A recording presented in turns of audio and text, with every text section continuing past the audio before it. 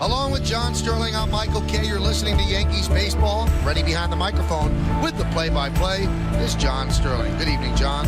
Well, Michael, good evening to you and everyone listening to Yankees baseball. Here we go. Let's do it. Let's do it. Let's do it here in the Bronx.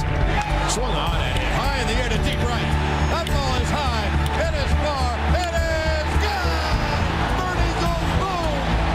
That one is drilled deep to right field. There it goes. See ya. It's an A-bomb from A-Rod. History with an exclamation point. Ball game over. Yankees win. The Yankees win. Yes, John, the Yankees win. The Yankees win.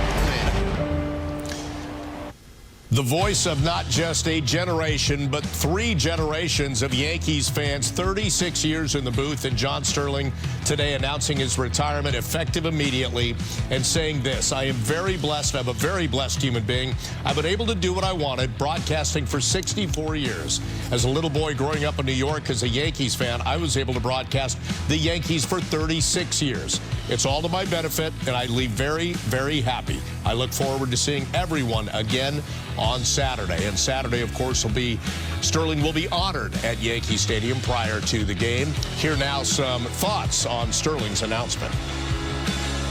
He's the most unique human being I've ever met in my life. The biggest compliment I can give anybody is that he's an original.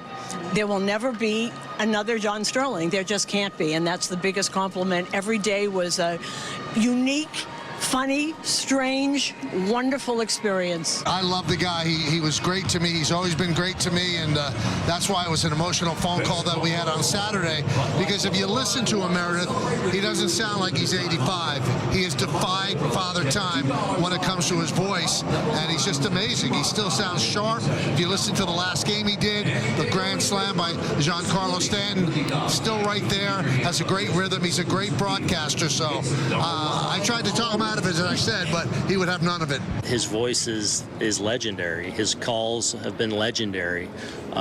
You know, as many of you know, I grew up listening to Harry Callis and Richie Ashburn. I was the kid falling asleep, like many of you, to the radio. Like, I have a romantic relationship with baseball on the radio, and you know, I'm bummed out about it, sad about it, but certainly just want him to be in a good spot and healthy moving forward, and know that, you know, obviously this is the right time and the best thing for John. So he'll be forever connected to the Yankees and a voice of for generations. You know, there's so many amazing calls, and you know, I probably, in my own way, imitate him at some point every day, making a call about somebody, you know, non si può, like, I mean, all of it. So he's going to be missed. Hopefully, I'm looking forward to hopefully celebrating him properly this weekend. But what an amazing life and career he's had.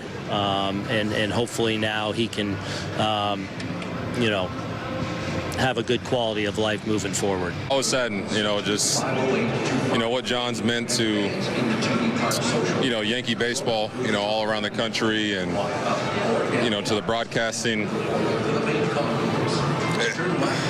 It's tough to put into words, you know, because my parents, they listen to the radio. They, you know, love Susan and John going back and forth, you know, even going back and listening to some historic homers or, you know, big moments in Yankees history. And, you know, hearing John there, that's, he's going to be missed. He's going to be missed. Do you have a favorite home run call of his over the years? Well, probably the first one, because I was sitting there next to him in the radio booth, and Bernie Williams hit a big home run. And all of a sudden, he goes, "Burn, baby, burn." And I looked at him, and then, you know, people started, like, shouting that back at him, and Bernie liked it as well.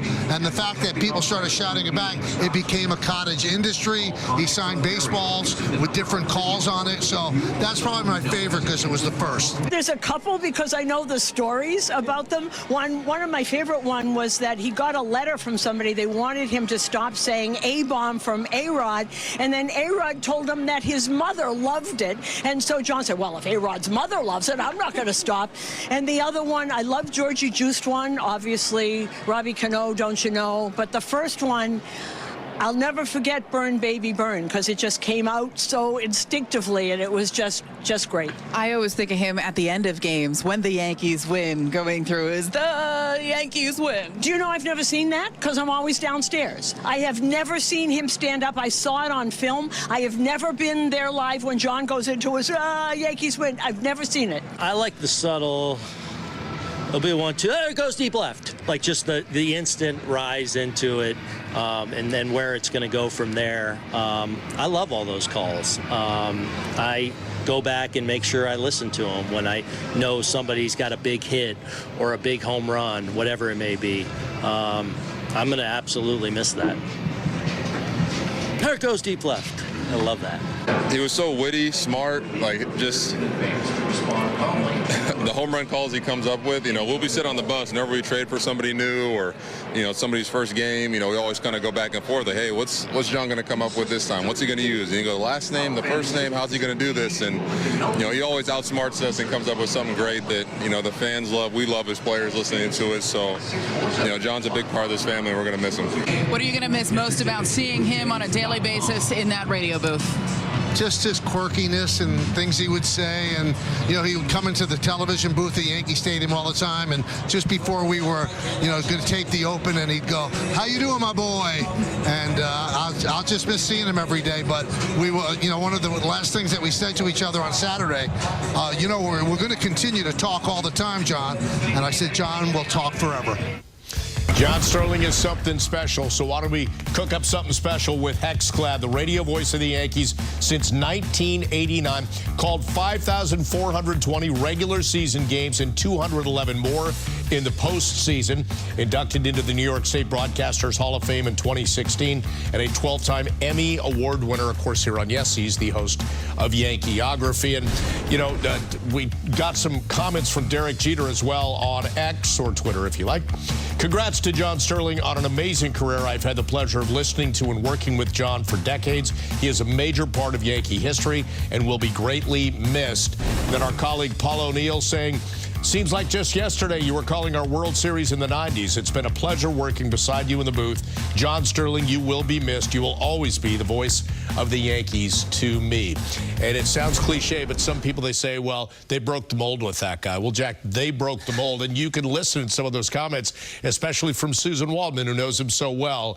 He was a different cat, but so good at what he did. We had the good fortune, of course, to call him a friend. He was distinctive. He was unique. I said this on the pregame show, but I feel the need to reiterate it. There are dozens of people who walk into the press box and the broadcast booth every day and every night to cover a baseball game. And for some, in a matter of hours, they're ready to go. It's their job. They finished it. John lived to be in that broadcast booth. That was his passion. He wanted to be there. He wanted to call those games. And as much attention as he got for the home run calls and the nicknames, which Michael and Susan and Meredith just talked about, and the Yankees win and his powerful voice, he had deep knowledge about baseball, and if you listen to him until the end, he would talk about what a pitcher was trying to do on the mound. He would describe the difference between pitches, and you could just tell how much he lived and breathed baseball. And on a personal note, I started covering the Yankees in 1991. John was always very cordial and polite to me, and I felt blessed from above when he would say, hey, I really like that article or that column that you wrote in the New York Times. And so I appreciate that all these years later. Yeah, he would not be classified as just a broadcaster,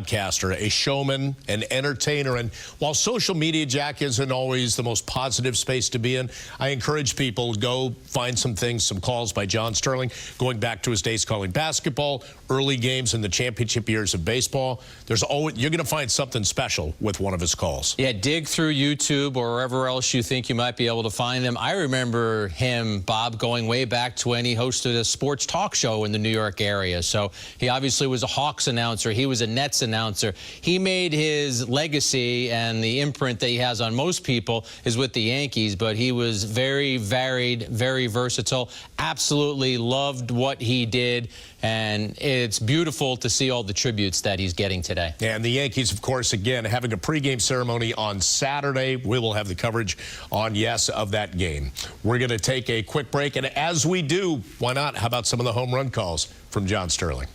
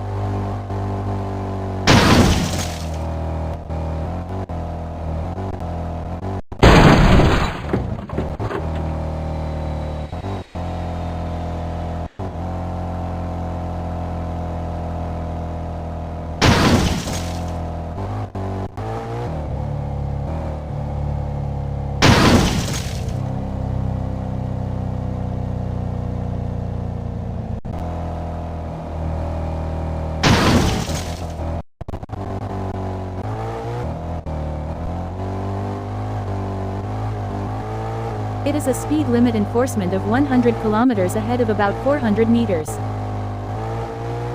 It is a speed limit enforcement of 100 kilometers ahead of about 200 meters.